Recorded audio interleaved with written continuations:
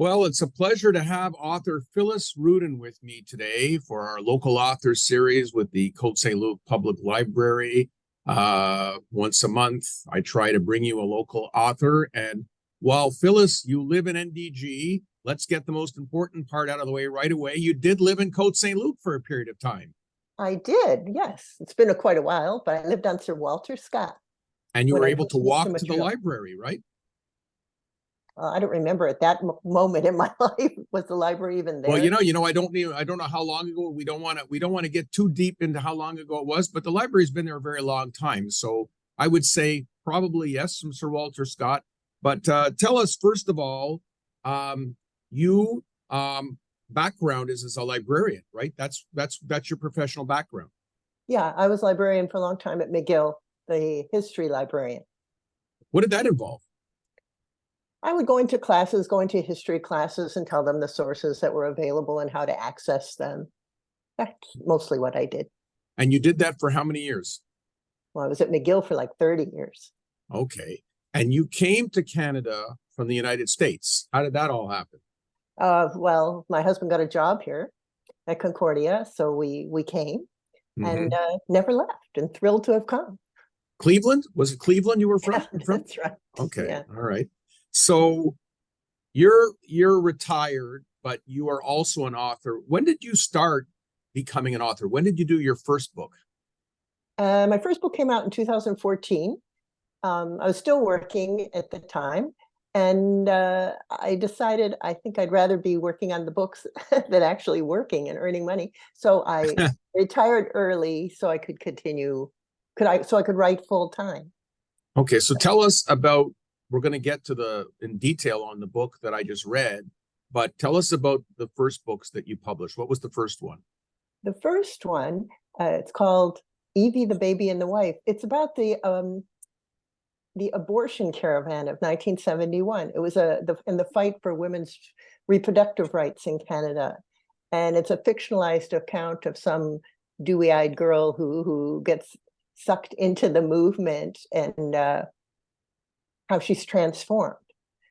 So that was the first one. I usually am inspired by something in the news or a news event. So is that how that one came about? Were you inspired by the abortion movement in the news at the time? Is that why you wrote that one? Yeah, essentially. Yeah, it's not a very didactic book. It's more, they're all more personal. They're right. Personal. And they tend to be funny, whatever the subject is. Okay. So that was the first one. What was next? The next was about a young man who lives in Cote-Saint-Luc, in fact, a young man who, present day, but he's convinced he was born into the wrong century. He should have been born in the 18th century as a French-Canadian voyageur. So he works to immerse himself in the voyageur lifestyle. And there's an element of fantasy at the end.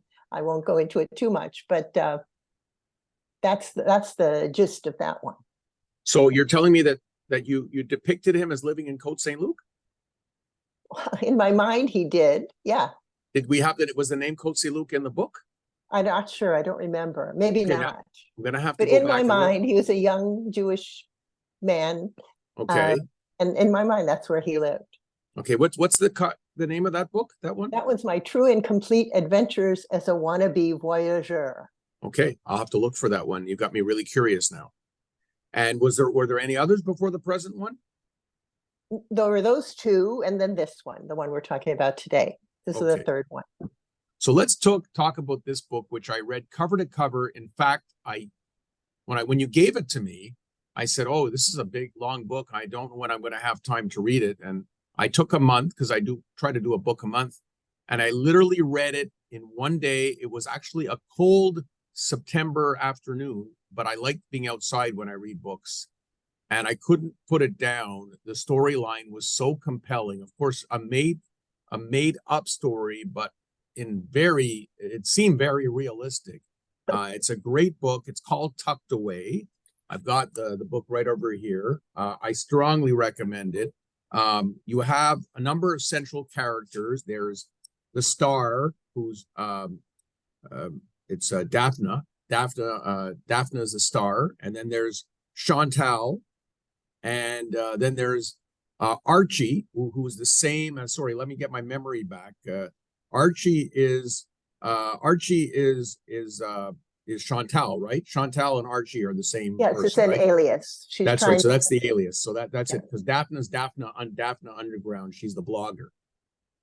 Yeah. Mhm. So you got Daphne, you've got Nora. So you've got Chantal / Archie, who's a runaway, and Daphne, whose life is a little bit and not really well configured, but she's a blogger, and we have her. Then we have her mother Nora, who's an interesting case, and then we have this refugee family that Nora's taken in. So there's all these different storylines going in, and to clue the reader in, basically they all intertwine.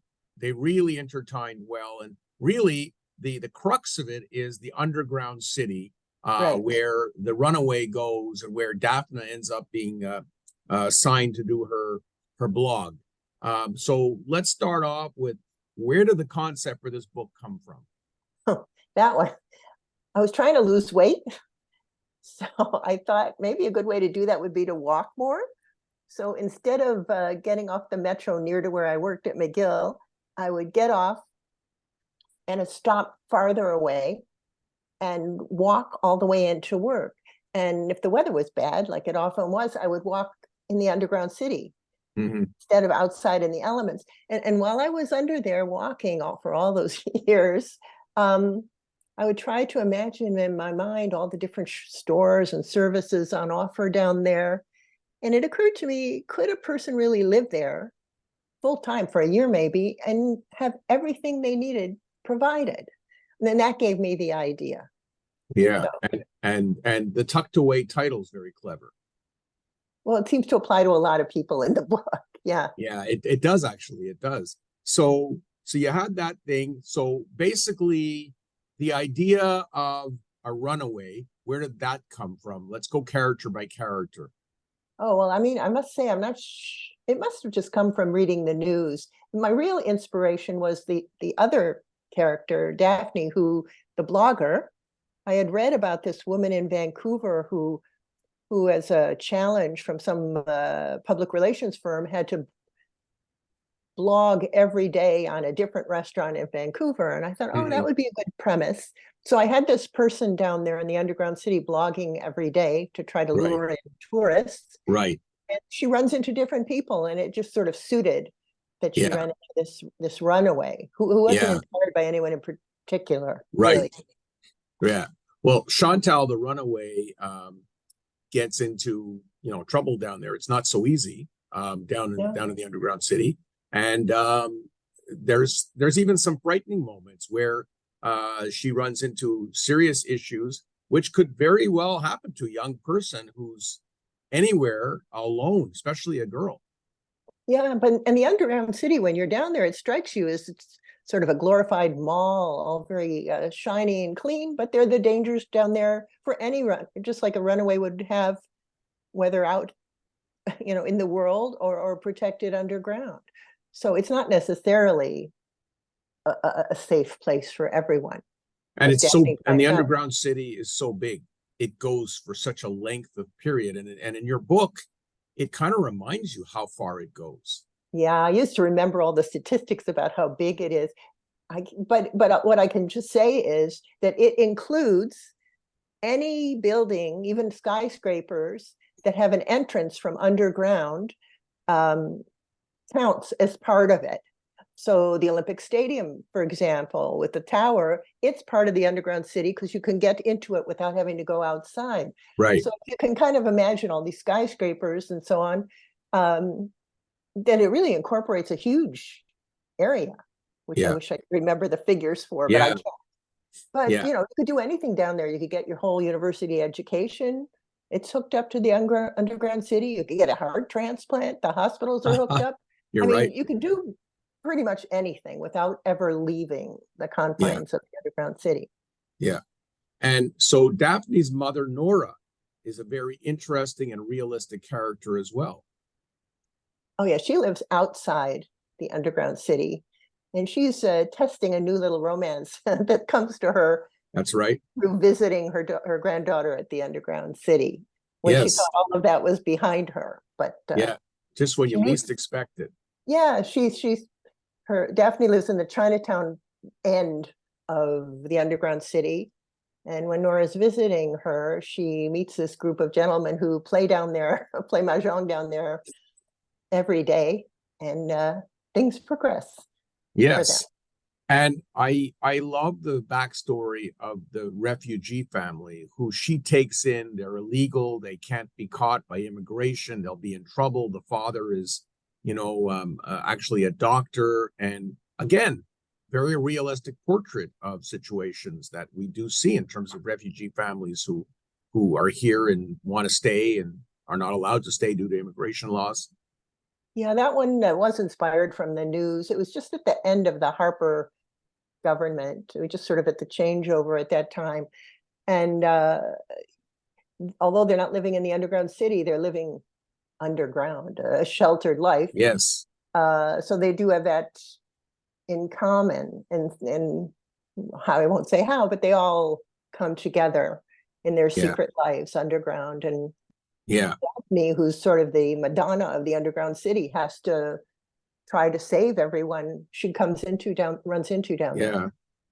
It's actually a great idea. And I told you that I'm going to share this with my friends at Tourism Montreal because Oh, good. it's actually a great idea. If someone actually came up with the idea to have someone blog about the underground city as a promotional tool every day, I mean, I think some more people will read it. It might actually happen one day. It's a great idea you came up with, even though it was I'm just for the book. glad you think so. I must say I'm surprised the more I talk to people about the book that a lot of people aren't very aware of the underground You're city and right. what it contains. And I mean, it's very much the top of my mind, of course, but Yeah.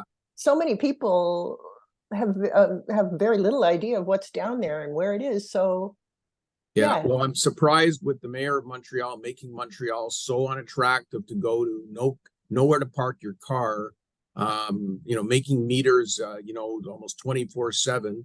I hope the underground city and other businesses survive because she's not helping them out too much. well, She it's could easy to be get down there because you could exact. take the metro. You could absolutely, you Yeah. could 100%. So the whole topic of runaways, that's something that happens in life, and I think you do a good job sensitizing the reader to the plight of a runaway, even though you're kind of, I guess you're taking that, grabbing that from a few headlines here or there, what you've heard in your lifetime. Yeah, I made up based on the newspapers I've read what it must be like to live completely cut off, a young girl cut off from her family, cut off from any outsiders who could help her, afraid to approach the police. Uh, so I invented that storyline for her, which I don't want to reveal, but I hope it seemed realistic. Yeah, I'm trying not to reveal too much Yeah, exactly because you do want to have a certain, and I like the way you plug Montreal commerce. And I know that when I go to the underground city, I do like going to the Fabrique for the bagels. Was that a place you stopped at in the past? Because you give them a yeah. nice plug. I tried to make the places down there real ones that I had seen or shopped at. Yeah, so I did go to that one. They used to have bagel classes, bagel college, they Oh, called did they it. really? Yeah, they really did. I took that from a sign they had down there. So yeah, most of the time I try to put in stores and places that actually exist to make Yeah, it realistic. Although a lot of them since COVID, when I went down last time, have disappeared. of course. Yeah, Uh, yeah, yeah, yeah, I tried to absolutely. base it on real Yeah, locations down there. yeah, yeah. So it's a great book. Where is it available? All the usual places, Amazon, Indigo, online, or downtown at Paragraph, Hit Links and NEG. It's just about, most of the usual places. Yeah, Or you yeah. could get it as an ebook too. So you live in NDG and Yeah. you've lived in Cote-Saint-Luc besides Cleveland.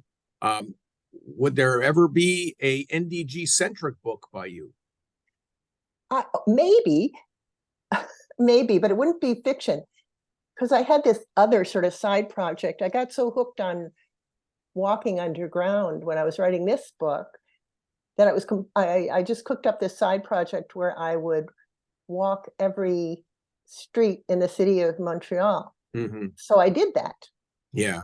And it took me 5 years. So Yeah. I'm thinking now that I might write a nonfiction book about what that was like, walking all over the city. So that may happen. That would be interesting. And you could also do the NDG underground city, which is called Somerlet Avenue. If you've seen Somerlet Avenue lately, it looks like it's going to be, the construction is going to be finished in 2035. Yeah, I almost fell in a ditch yesterday walking on Somerlet. That's true.